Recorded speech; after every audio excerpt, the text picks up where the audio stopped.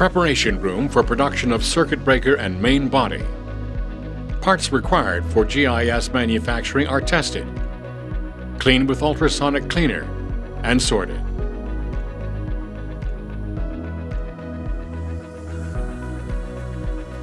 This is the circuit breaker assembly. Circuit breakers, the main component of GIS, are manufactured by assembling the fixed and moving parts together and installing components to the enclosure. Completed circuit breakers are conveyed to the assembly process to complete the main body of GIS by installing other components including current transformer, earthing switch, disconnect switch.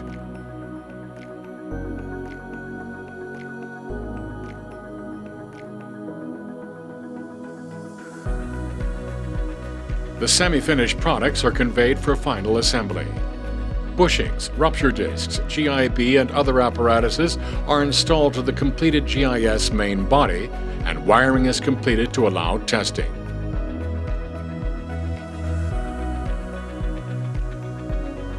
This is the test lab. SF6 gas is injected for testing. Footprint inspections, applied potential test, operational characteristic tests, and all other required tests are available.